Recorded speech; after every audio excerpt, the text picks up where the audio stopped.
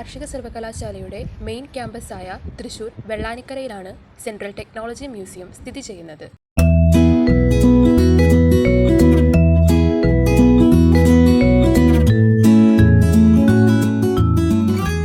കാർഷിക സർവകലാശാലയുടെ central training ഇൻസ്റ്റിറ്റ്യൂട്ടിന്റെ കീഴിൽ വരുന്ന ഒരു സ്ഥാപനമാണ് സെൻട്രൽ ടെക്നോളജി മ്യൂസിയം.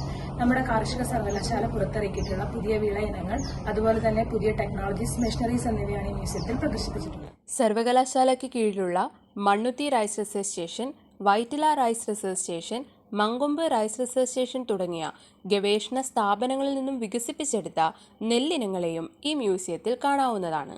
വെച്ചൂർ, അനക്കയം മുതലായ മണ്ണിനങ്ങളുടെ സോയിൽ പ്രൊഫൈലുകളും കേരളത്തിലെ പ്രധാന കുരുമുളക് ഇനങ്ങളും കൂടാതെ കേരള കാർഷിക സർവകലാശാല പുറത്തിറക്കിയ പ്രധാന പച്ചക്കറി ഇനങ്ങളും ഈ മ്യൂസിയത്തിൽ പ്രദർശിപ്പിച്ചിരിക്കുന്നു.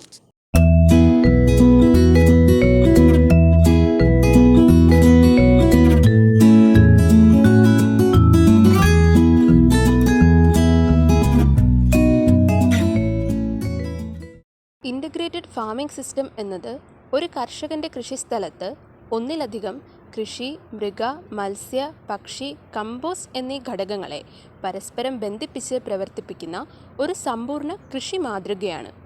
ഈ രീതിയുടെ പ്രധാന ലക്ഷ്യങ്ങൾ എന്തെന്നാൽ ഒരു സ്രോതസ്സിൽ മാത്രം ആശ്രയിക്കാതെ നിരവധി വരുമാന മാർഗങ്ങൾ സൃഷ്ടിക്കുക എന്നതാണ്.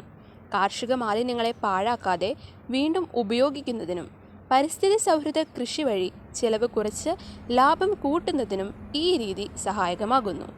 കേരള കാർഷിക സർവകലാശാല വികസിപ്പിച്ച അടുക്കള മാലിന്യങ്ങൾ ശാസ്ത്രീയമായി കൈകാര്യം ചെയ്ത് ജൈവവളം ഉണ്ടാക്കാനുള്ള ഒരു മാലിന്യ സംസ്കരണ സംവിധാനമാണ് KAU ബയോബിൻ.